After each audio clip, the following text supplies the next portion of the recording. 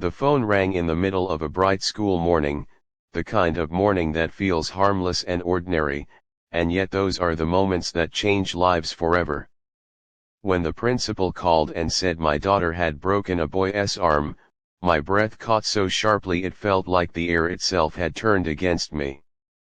Before I could even process the shock, the reason followed, heavy and unfinished, like a shadow crossing the sun. He had cornered her in a place where she had nowhere to run. In that instant, my world tilted, and I knew this call was not about violence alone, but about fear, survival, and a truth that would test everything I believed as a parent. Before the story goes any further, take a moment to like this video, share it with someone who believes stories can change hearts, and subscribe to the channel so you don't miss the ones that stay with you long after they end. My name is Elias Moreno, and until that morning, my life followed a predictable rhythm.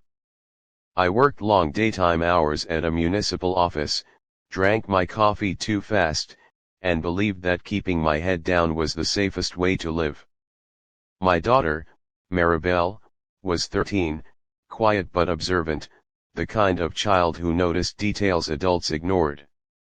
I raised her alone after her mother passed, teaching her to be polite, to be calm, to never cause trouble. I thought that was how you kept a child safe. I was wrong.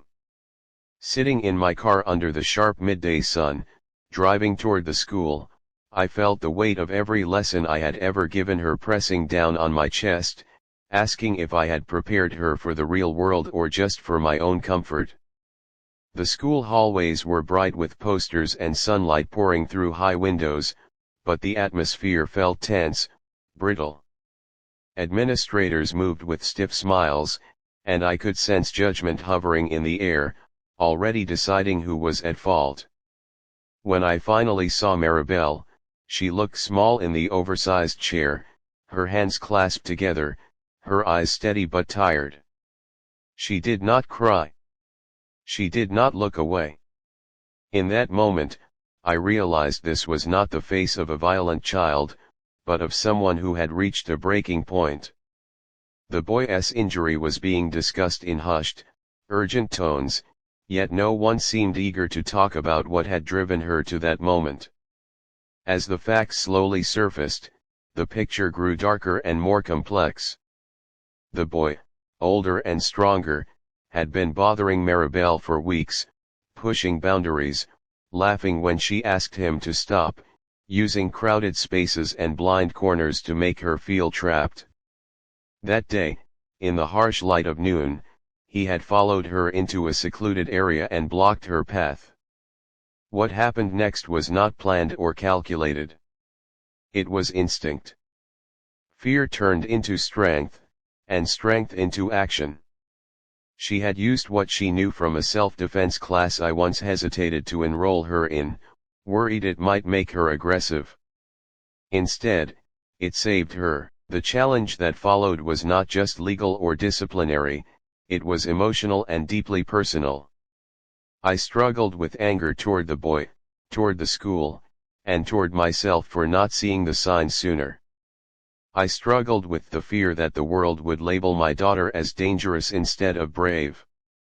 Meetings stretched through the afternoon, sunlight slowly shifting across the room as voices rose and fell. I spoke when I had to, but mostly I listened, learning how often silence protects the wrong people. For the first time in my life, I did not shrink. I stayed present, steady, and clear about one thing: my daughter had defended herself when no one else did. As the day wore on, something unexpected began to happen. A counselor shared that other students had reported similar behavior from the boy. A teacher admitted there had been warnings that were overlooked.